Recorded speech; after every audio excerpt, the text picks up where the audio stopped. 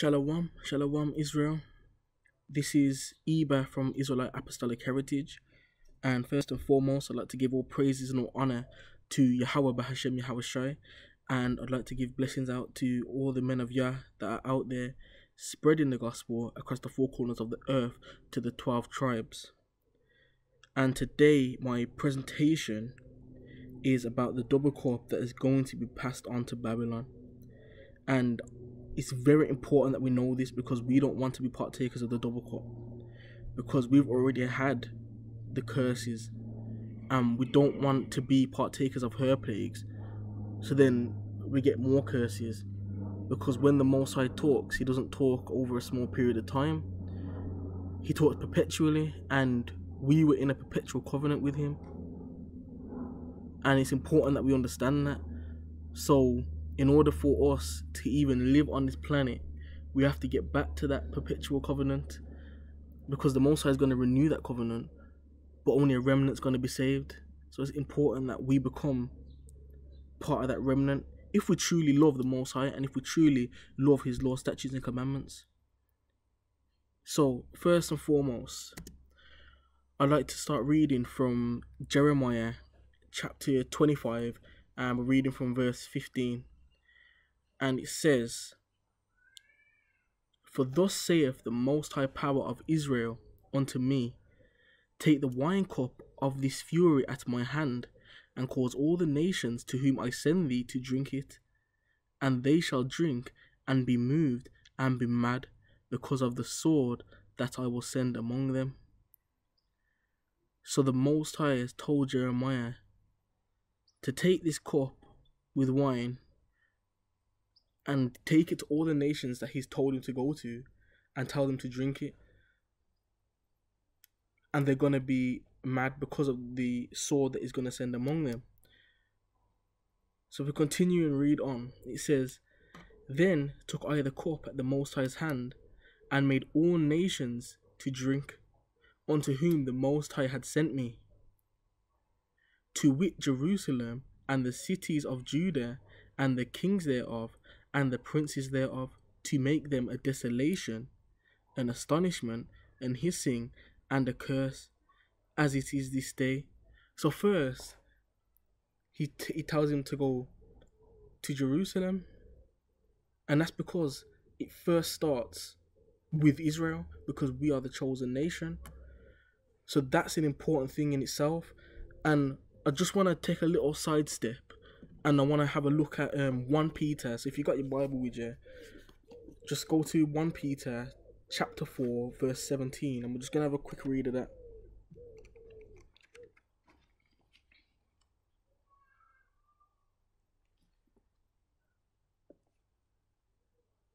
So yeah, 1 Peter chapter 4 verse 17, and it says, "For the time is come that judgment must begin at the house of Yah. And if it first begins at us, what shall the end be of them that obey not the gospel of Yah?" So you see, judgment begins first at the house of the Most High, and we didn't understand that.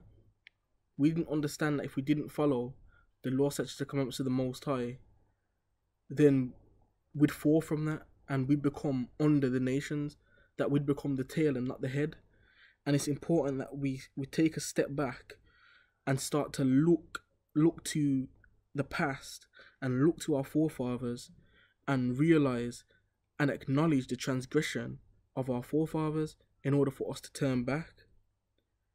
Because it's important now more than ever, because now we've gone through all those captivities, from Babylon all the way down, well, from Assyria, sorry, all the way down to Rome, and we're still in Rome now, in a form of Rome, because if you look around you, it's the same structure. And it's important that we finally wake up to what's going on around us, because we're still in captivity and we're not free. And the thing is that Jerusalem is still a desolation. And if you look to Jerusalem now, it's desolate. and it's time for us to start to rebuild ourselves, and then we can start to become that holy nation again, and start to become that set apart people. So if we continue on and we read, and it says, Pharaoh, king of Egypt, and his servants and his princes and all his people. So he sent into Pharaoh, next the king of Egypt. And if we continue, and it says, and all the mingled people, and all the kings of the land of Uz, and all the kings of the land of the Philistines, and Ashkelon, and Azar, and Ekron, and the remnant of Ashdod, Edom and Moab, and the children of Ammon, and all the kings of Tyrus, and all the kings of Zidon, and all the kings of the isles which are beyond the sea, Dedan, and Tema, and Buz, and all that are in the utmost corners, and all the kings of Arabia, and all the kings of the mingled people that dwell in the desert, and all the kings of Zimri, and all the kings of Elam, and all the kings of the Medes, and all the kings of the north, far and near, one with another, and all the kingdoms of the world which are upon the face of the earth, and the king of Shishak shall drink after them. So look at all these kingdoms, because they're all going to drink of the cup. Because we drank of the cup. We had our curses. We had the vengeance of the Most High. So let's continue. And it says, therefore, thou shalt say unto them, thus saith the Most High of hosts, the power of Israel, drink ye and be drunken, spew and fall, and rise no more, because of the sword which I will send among you. And it shall be, if they refuse to take the cup at thine hand to drink, then thou shalt say unto them, thus saith the Most High of hosts, ye shall certainly drink it. Because even if they didn't drink of the cup that he sent unto them, the curses were still going to come on them anyway. This was just a physical sign to show them what was coming to them. But they were going to take it. They were going to drink that cup. It's important that we understand that nothing you do is going to stop what the Most High is going to do anyway. So they cannot physically drink the cup that the Most High sent Jeremiah to send unto them, but the vengeance and the fury is still going to come for them. So if we continue, it says, for lo, I begin to bring evil on the city which is called by my name, and should ye be utterly unpunished? Ye shall not be unpunished, for I will call for a sword upon all the inhabitants of the earth, saith the Most High of hosts. So it's important that we know that the Most High was going to punish us first, and he did punish us first. And he's saying it to them. He's saying he's going to bring evil on the city which is called by his name, which is Israel. So if he's going to do that, they think they're going to be unpunished. They're not going to be unpunished. So he's saying, you think you're not going to be punished, but you are. Because he's going to call a sword on all the inhabitants of the earth. So it's important that we know that. But I just want to go to Amos as well. Amos chapter 2, verses 4 to 5. Because he sent it to us first. So we had the curses. And we had a load of things happen to us. Because of the sword that the Most High sent amongst us. Because we didn't follow the law, statutes, and commandments.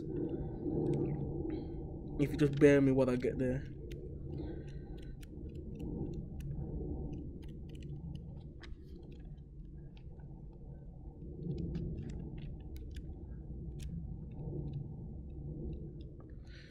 Alright. So it's Amos chapter 2, and we're reading from verse 4. And it says, thus saith the Most High, for 3 transgressions of Judah, and for 4, I will not turn away the punishment thereof, because they have despised the law of the Most High, and have not kept his commandments, and their lies caused them to err, after which their fathers have walked. So you see, he's saying that because we didn't follow or didn't love his laws, statutes, and commandments, then he wasn't going to turn away the punishment against us. And if we continue on, and it says, but I will send a fire upon Judah, and it shall devour the palaces of Jerusalem. So he's gonna send a fire on us. That's his fury. And if we continue, and I just want to read the next verse because it ties it together. It says, "Thus saith the Most High, for 3 transgressions of Israel, and for 4, I will not turn away the punishment thereof, because they sold the righteous for silver, and the poor for a pair of shoes." But the reason why I read that bit is to let you know that both the house of Israel and the house of Judah were afflicted together. So it wasn't just Judah that was afflicted, it was also the northern tribes. So the northern tribes were afflicted too. And it's important that we understand that because the whole house of Israel went through the curses because we didn't keep the law, statutes, and commandments of the Most High. So he was going to do it. He was going to bring evil upon his people because we didn't follow his law, statutes, and commandments. And I just want to read another scripture, which is in the next chapter. So it's Amos 3:2. And it says, "You only have I known of all the families of the earth. Therefore I will punish you for all your iniquities." So he only knew Israel. It was only Israel he was dealing with, and because we didn't follow his law, statutes, and commandments, which he gave unto us, then he was going to punish us for our iniquities. And this is why it befell us first. But because of what they did unto us, all the other nations, then they get a punishment too. So, and it's going to become more clear as we go along. So if we continue on, and I want to read in Psalms 75:8, and it says, "For in the hand of the Most High there is a cup, and the wine is red. It is full of mixture, and he poureth out of the same, but the dregs thereof. All of the wicked of the earth shall wring them out and drink them." So here you can see that the Most High is going to give this cup to the wicked. So those that are wicked, he's going to make them drink this cup. So it's never a good thing to have the cup. We had it, but now it's time for the other nations to get the cup. It's time for them to get punishment for what they've done. Because when they don't get the punishment, then it's fine and it's okay.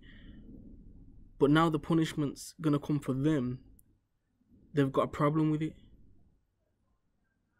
But if we continue on, and we'll read in Isaiah, and it's chapter 51, verses 20. We're reading from verse 22. And it says, "Thus saith thy master, the Most High, and thy power, that pleadeth the cause of his people. Behold, I have taken out of thine hand the cup of trembling, even the dregs of the cup of my fury, and thou shalt no more drink it again." And you see, he's saying that he's taken out of our hand the cup of fury. So now we know that we don't have to drink it again. It's important that we know that. And then it continues on and it says, "But I will put it into the hand of them that afflict thee, which have said to thy soul, Bow down, that we may go over. And thou hast laid thy body as the ground, and as the street to them that went over." So he's going to pass it on to those that were against us, the ones that put us down. We became doormats to them. So it says, we laid our body as the streets and the ground. They walked all over us. They made us build their cities and their infrastructures, and now we're at the bottom of their societies. And that's because we didn't do what was right in the eyes of the Most High. And then I just want to read Matthew chapter 5 and verse 13, because this is an important scripture.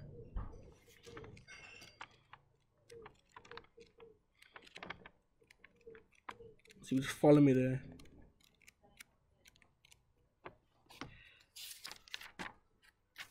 So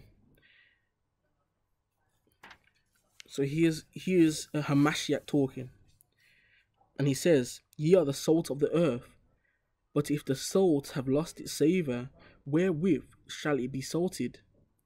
So we as Israelites are the salt of the earth. So we know that salt seasons, it preserves. So we are the preservation of the earth. We are what gives the earth its flavour. And it says, if it hasn't got it anymore, it says, it is thenceforth good for nothing but to be cast out and to be trodden under the foot of men.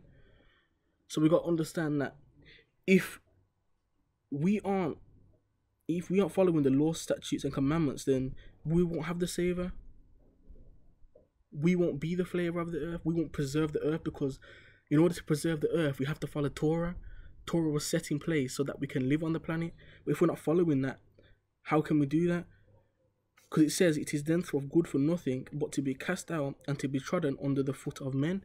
So we're good for nothing, and we're going to be trodden under the foot of men. That's why it says, thou hast laid thy body as the ground and as the street to them that went over. And then I want to take you to Luke as well. So if we go to Luke chapter 21 and verse 24. Okay, 21, 24. And in Luke chapter 21 and verse 24, it says,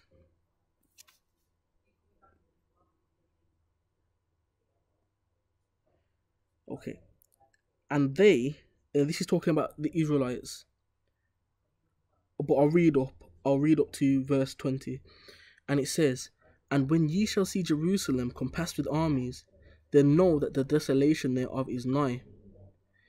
And you know that this is talking about 70 AD, because Jerusalem was surrounded by the Romans. And it says, then let them which are in Judea flee to the mountains, and let them which are in the midst of it depart out, and let not them that are in the countries enter therinto. For these be the days of vengeance, that all things which are written may be fulfilled. So you see, these are the days of vengeance. These were the days of vengeance against us. But the days of vengeance would continue on. But if we continue, and it says, woe unto them that are with child, and to them that give suck in those days, for there shall be great distress in the land, and wrath upon this people, and they shall fall by the edge of the sword, and shall be led away captive into all nations, and Jerusalem shall be trodden down of the Gentiles until the time of the Gentiles be fulfilled. So we were going to be trodden down under the Gentiles, and that's why it says, thou hast laid thy body as the ground, and as the street to them that went over. It's important. We became the lowest of the low. We became the ground. That's how bad it was. That's how we are. If you go into any nation and you see Israelites there, you'll find that they are the lowest of the low. We're always in the ghettos. We're always in the slums. Never in a position of authority. You'll barely find that.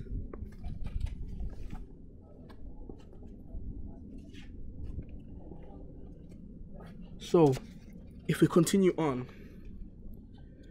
we're going to read from Lamentation, and we're going to read from chapter 4 and verse 21.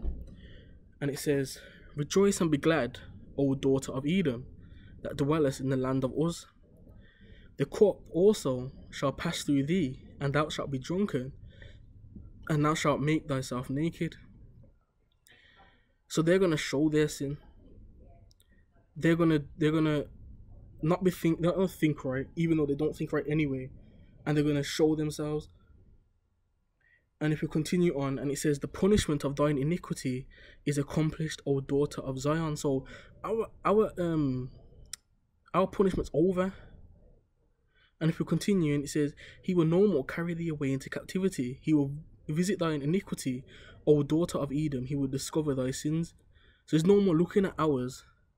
As long as we cleave to him, as long as we go to the Most High, as long as we do that which is right, as long as we start following his laws, such as the commandments, then he will overlook that which is past, and he will help us to start to keep his laws, such as the commandments. But you have to first make the change, because without you making a change, then the Most High won't work with you. So you have to change first. So just to make this hit home, because Edom is going to get punishment for what they did. So we're going to read in Obadiah. So if I just go to Obadiah.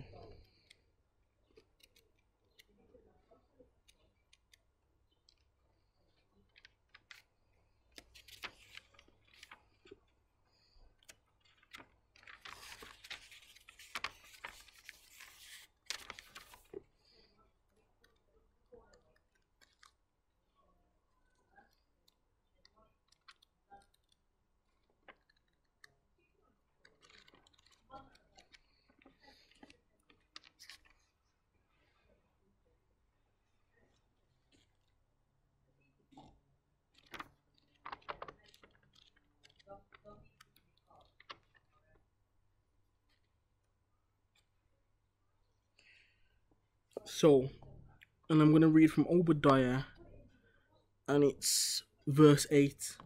We're starting from verse 8. And it says, "Shall I not in that day, saith the Most High, even destroy the wise men out of Edom, and understanding out of the mount of Esau? And thy mighty men, O Teman, shall be dismayed to the end that everyone of the Mount Esau may be cut off by slaughter." So he's saying that they're going to be destroyed. And it says, "For thy violence," this is why, "for thy violence against thy brother Jacob, shame shall cover thee, and thou shalt be cut off forever." So because they did that, because of their violence against us, that's why they're going to be cut off forever. Because Esau is the brother to Jacob. And if we just continue and we read from verse 11, and it says, "In that day thou stoodest on the other side, in the day which the strangers carried away captive his forces, and foreigners entered into his gates, and cast lots upon Jerusalem. Even thou wast one of them." So they were a part of those nations. They were a part of those nations that were taking us, and they worked together. And we're going to get into that a bit later. But if we continue on now, and then we read in Jeremiah and chapter 51, and we'll read from verse 6. It says, "Flee out of the midst of Babylon, and deliver every man his soul. Be not cut off in her iniquity." So you've got to run from Babylon. You've got to come out from her. And it says, "For this is the time of the Most High's vengeance, and he will render unto her recompense." So if you don't want to be cut off in her iniquity, you've got to become separate. You've got to come out from her. Okay. And it says, "Babylon have been a golden cup in the Most High's hand, that have made all the earth drunken, and the nations have drunken of her wine. Therefore the nations are mad." And this has permeated all the way through the time when the Most High set Babylon up amongst the world. So he set them up on high, so they were ruling the known world at the time. And now all their ideas, ideologies, religions, and all that has permeated through. And now you've got people celebrating Christmas, Easter, all these pagan festivals. And you need to understand that you can't be doing those things and serve the Most High, because those aren't the right things to be doing. Because if you think it's okay to be doing that, then you're a part of them. But you have to become separate. You've got to become different. Because if there's no difference between you, then you're the same. And the thing is that he didn't just make us drink it. He made all the other nations drink it. So now, even now, a lot of the world is following the teachings of Babylon. And you've got people celebrating Christmas no matter where they are, even if they're not, because it's supposed to be a Christian celebration. But you've got people that are in Islam that celebrate it, which don't make sense. But you see, because he's made all the nations to drink of it, all of them are taking that stuff on board. And this is what don't make sense.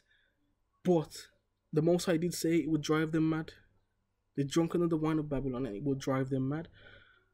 So they don't think in the right mind. They're not in the right mindset, because they think everything is okay when it's not. So if we continue on, and this is where it starts to talk about the DoubleCup, and it's very important that we look at this. So if we read in Revelations chapter 18, verses 2 to 6, and it says, "And he cried mightily with a strong voice, saying, Babylon the great is fallen, and is become the habitation of devils, and the hold of every foul spirit, and the cage of every unclean and hateful bird. For all the nations have drunk of the wine of the wrath of her fornication, and the kings of the earth have committed fornication with her, and the merchants of the earth are waxed rich through the abundance of her delicacies." So it's important that we know that all the nations have drunk of the wine of her evil, of her sins, of her iniquity. And through that, the merchants of these nations and the kings of these nations have made a lot of money off of it. So that's why a lot of these nations are rich now. And even though the nations are rich, who's at the bottom of all of these societies? Us, because we didn't follow the law, statutes, and commandments of the Most High. And it's as simple as that. So the thing is that it says that all of them have drunken of the wine of Babylon. And it's very important that we understand that Babylon isn't just America. Babylon is all the nations that are doing the same thing as them. So a lot of these nations are looking to America, and whatever America does, a lot of them follow suit. But you've got to remember that a lot of these people that are living down there are descendants from Europe and descendants from all over the place. So they've gone there, colonized the place, and Babylon isn't just the United States. Babylon is all these places that are following the traditions of Babylon. It's not just one place. Okay, but why it's very important is because all of these nations came against Israel. All of them did. And I just want to go to Psalm 83. And I just want to read a bit of that because they all work together. And that's because they're drunk of the wine of Babylon. Babylon is not just one nation. Babylon is multiple different nations. So if we go to Psalm 83, we'll pick out. So we'll read from verse 1, and it says, "Keep not thou silence, O Yah, hold not thy peace, and be not still, O Yah, for lo, thine enemies make a tumult, and they that hate thee have lifted up their head." So those that hate us don't really hate us because we're only following the law, statutes, commandments of the Most High. They hate the Most High. And it says, "They have taken crafty counsel against thy people and consulted against thy hidden ones." So they're coming against us. They're taking crafty counsel, they're hidden. And it says, "They have said, come and let us cut them off from being a nation, that the name of Israel shall be no more in remembrance." Why do you think that we didn't know who we were? Why do you think that when we say we're Israelites that people laugh and scoff at it? Because they made it so that our name would be no more in remembrance. And it says, "For they have consulted together with one consent, they are confederate against thee." So there's a whole bunch of nations that have come together to do this. And we'll just read a few of them. And it says, from verse 6, "The tabernacles of Edom," surprise, surprise, "and the Ishmaelites, and of Moab, and Hagarenes, Gebal, and Ammon, and Amalek, and the Philistines, and with the inhabitants of Tyre. Assur also joined with them. They have holpen the children of Lot." Selah. So you can just see that a lot of these nations joined together to try and take us down. And they did destroy us, yeah, because the Most High made it that way. But with that destroying that happened to us, we have begun to rise again. And it's time, because now we're remembering, now we're coming back to our inheritance, because we are the Most High's inheritance and He's given us an inheritance. But we've got to take hold of that, because in order for us to do this, in order for us to become the nation that the Most High wants us to become, we can't just sit back and do nothing. We have to take the kingdom. We have to take it, because we've got to actually be actively working in this. And if we read, I just want to quickly go to Daniel. Okay, and we're going to go to Daniel chapter 7, and I think it's verse 18. I'm just going to try and find it quickly.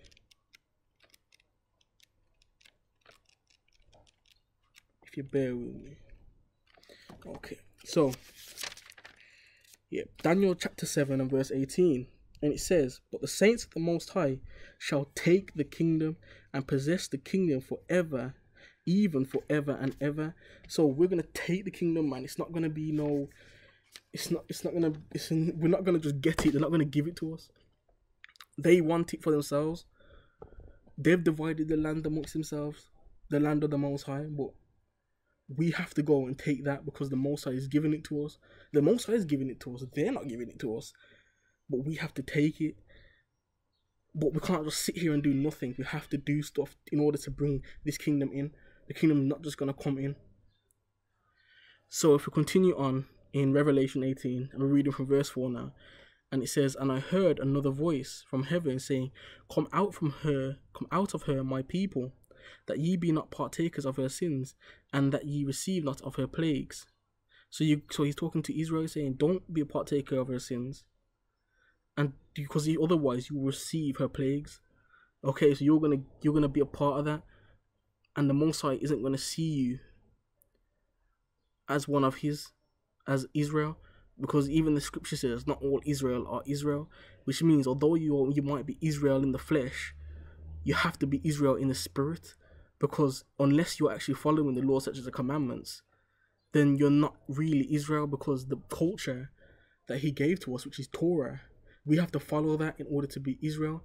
Whatever culture you do, you're associated with that, you become that. And that's why it says that if any stranger is amongst us and is following that culture, then we have to treat them as an Israelite. Though they can't be teachers, and though they can't do the things of an Israelite in terms of all the ordinances and stuff like that, we still have to treat them as an Israelite because they are following that. So they follow the culture, they'll be treated as an Israelite. Okay, so if we continue, and it says, for her sins, from verse 5, sorry, and it says, for her sins have reached unto heaven, and Yah have remembered her iniquities. So the Most High has remembered her iniquities because the sins have reached heaven. That's how much they've been sinning.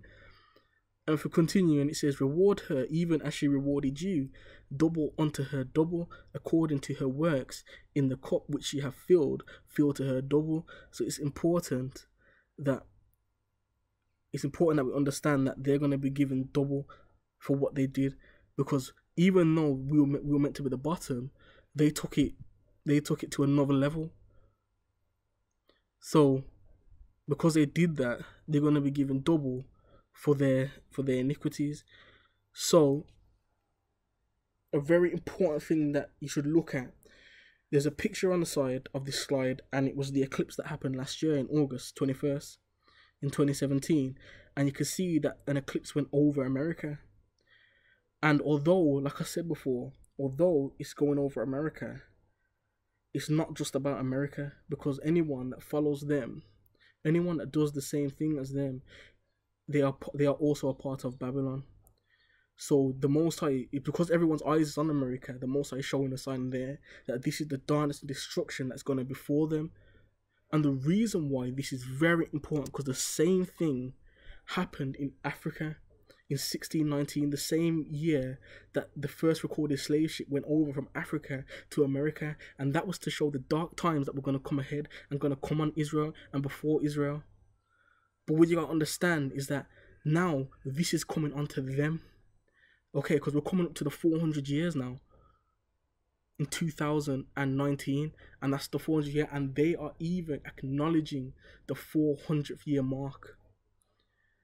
So America has a commemoration now coming next year, and it's important that we understand that they've got this coming up because they know and they are admitting it. So if we read in Revelation chapter 13 and 10, it says, he that leadeth into captivity shall go into captivity. He that killeth with the sword must be killed with the sword. Here is the patience and the faith of the saints. And you see, so anyone that's taken us into captivity is going to go into captivity, because it wasn't just America that took us into captivity, the Arabs did too. So anyone that took us into captivity is going to go into captivity. But it says, he that killeth with the sword must be killed with the sword. And you know why that's important? Because who lives by the sword?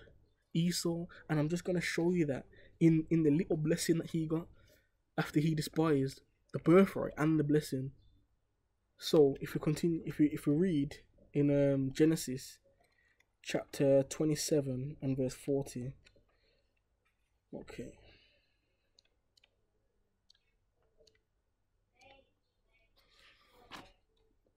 And it says, okay, so I'm going to read from verse 38, because this is after Jacob got the blessing and Esau's come back in. And it says, And Esau said unto his father, Hast thou but one blessing, my father? Bless me, even me also, O my father. And Esau lifted up his voice and wept. So now it's too late. So he's crying, but there's no use. Don't be too late. Do it early. And actually love the things of the Most High. It's important that it's important for you to do that. And it says, and Isaac his father answered and said unto him, Behold, thy dwelling shall be the fatness of the earth, and of the dew of heaven from above, and by the sword shalt thou live, and thou shalt serve thy brother. And it shall come to pass, when thou shalt have dominion, thou shalt break his yoke from off thy neck. So you see, Esau, he lives by the sword. Esau lives by the sword.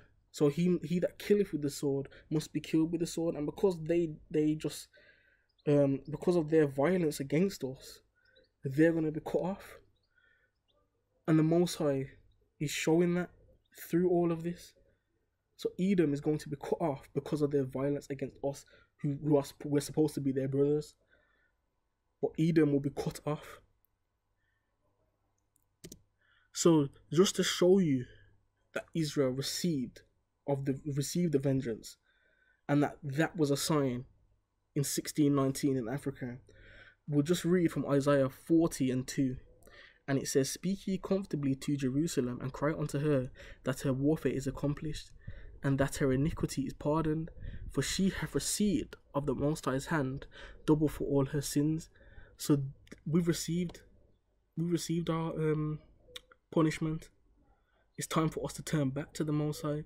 Our warfare is over. No more wars for us. The Most High is going to fight for us now. And if we continue and read in Jeremiah 30:11, it says, For I am with thee, saith the Most High, to save thee. And though I make a full of an end of all nations, so though he makes a full end of all nations, whether he says, Whither I have scattered thee. So wherever he scattered us, although he's going to make a full end to those, he says, Yet will I not make a full end of thee. So he's not going to make a full end of us, but I will correct thee in measure, and will not leave thee altogether unpunished. So he wasn't going to leave us unpunished, so he's going to correct us, and he was going to do it in measure, but he was never going to utterly destroy us.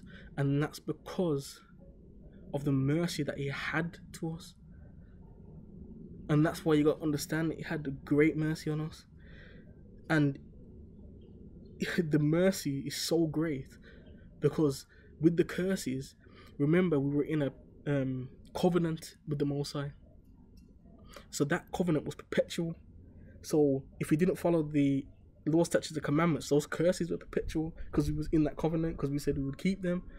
So those things would have been, those curses would have come on us until we were utterly destroyed.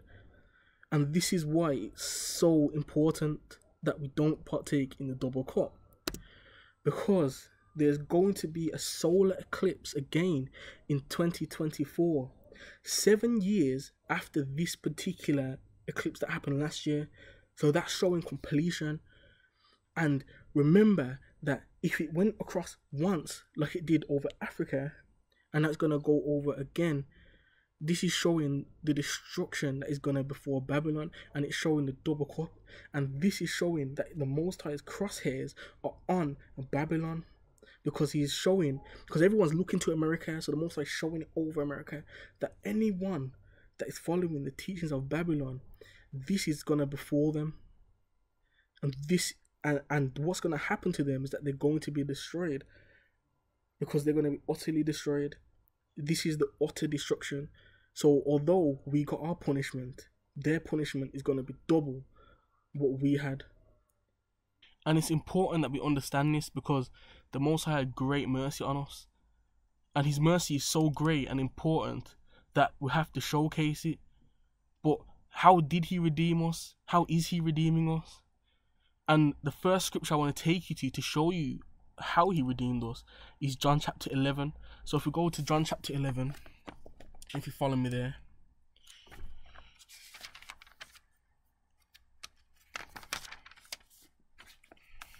and it's in verses, we're going to read from verse 49, and it says, And one of them, named Caiaphas, being the high priest that same year, said unto them, Ye know nothing at all, nor consider that it is expedient for us that one man should die for the people, and that the whole nation perish not. And this spake he not of himself, but being high priest that year, he prophesied that Hamashiach should die for that nation, and not for that nation only, but that he should gather together in one the children of Yah that were scattered abroad. So here you can see that you're saying that one man had to die for us, and that man was Hamashiach, and he was the one that became the perfect sacrifice, the lamb without spot and blemish, because he is the only man that's lived on the earth that kept the laws, statutes and commandments of the Most High. And it's very important that we understand that, because that is mercy at its finest. Because there's one man that's kept the law, statutes and commandments, and because of that, we have a chance of being redeemed. And it's important that we get this. And I want to showcase the Most High's mercy even more, and I want to really hit it home. So I want to go to Genesis chapter 18 verses 23. And that's where I'm going to start from.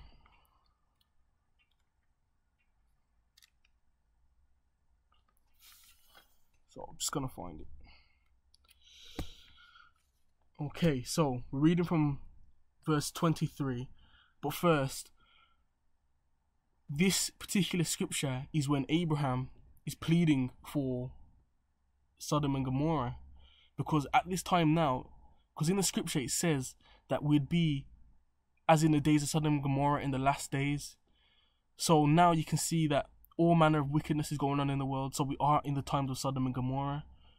But I want to show you the mercy that the Most High has, because this is Abraham pleading with him. So we're going to read from verse 23. So Genesis chapter 18 verse 23. And it says, And Abraham drew near and said, Wilt thou also destroy the righteous with the wicked? Peradventure there be 50 righteous within the city, wilt thou also destroy and not spare the place for the 50 righteous that are therein? That be far from thee to do after this manner, to slay the righteous with the wicked, and that the righteous should be as the wicked. That be far from thee. Shall not the judge of all the earth do right? And you see, Abraham knew the Most High. He knew he wouldn't destroy the righteous with the wicked. So he says, if there's 50 there, then don't destroy them. And this is what the Most High says to him. And he says, and the Most High said, If I find in Sodom 50 righteous within the city, then I will spare all the place for their sakes. So you see, if he finds 50 in Sodom, then he'll spare them for all of their sakes. But what's really important is that as the scriptures go on, it goes all the way down to just 10 people. So if there's 10 righteous, then he wouldn't destroy Sodom and Gomorrah. But you know what's really important? The fact that with us, if one man keeps the law, statutes, and commandments, then we get redeemed. But as through one man sin came into the world, through one man would also be redeemed. And I want to take you to that scripture, and that's in 1 Corinthians chapter 15 and verse 22. So if we go to 1 Corinthians,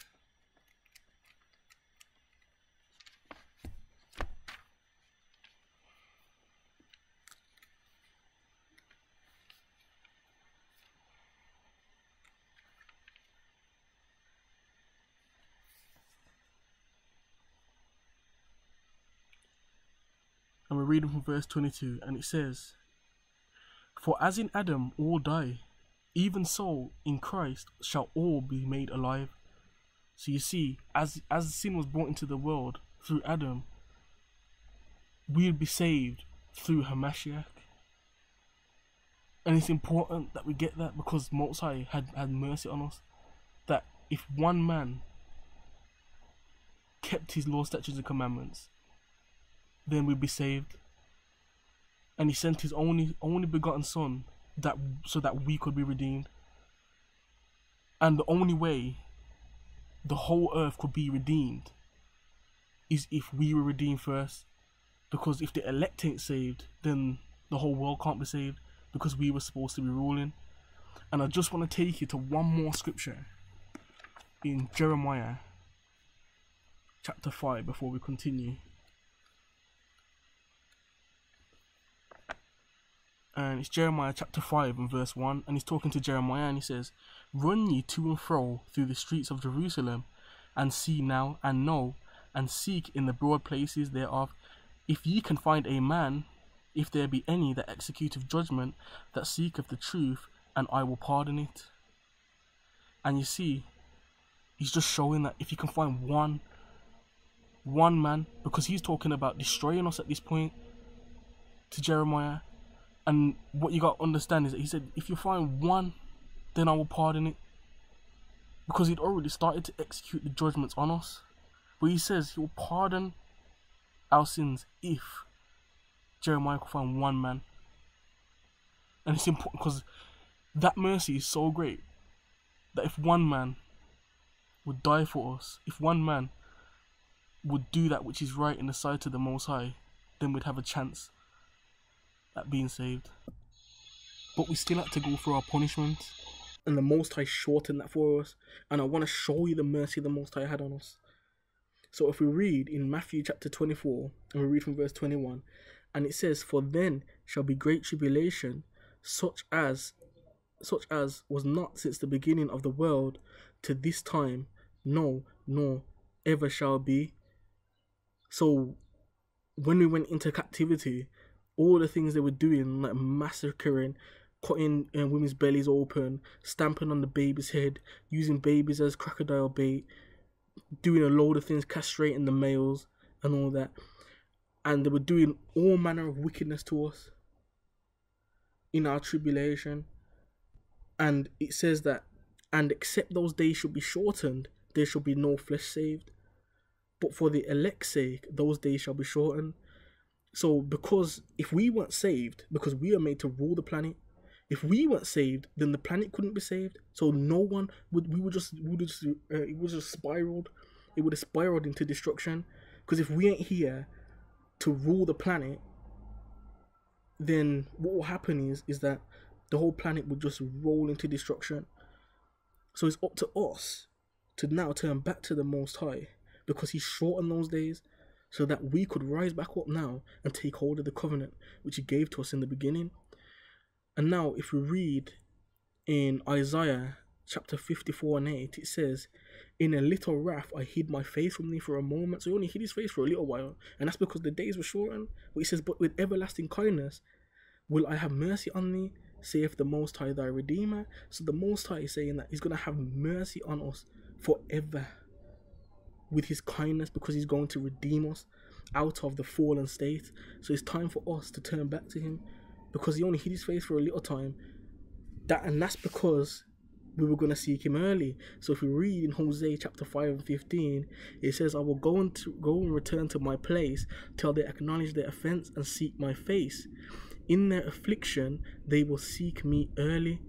So it's important that we know that the reason why we sought Him early is because of our affliction. And the Most High put us in that predicament. So now we'd say, wow, why are we in this position? So now we're looking to Him. But now we've got to seek His face, and it's important that we seek His face. But where is His face? Where is the Most High's face? His face is in Zion. And it's important that we understand that. And I just want to find a scripture just quickly. And we're going to go through it, because it's a very important scripture.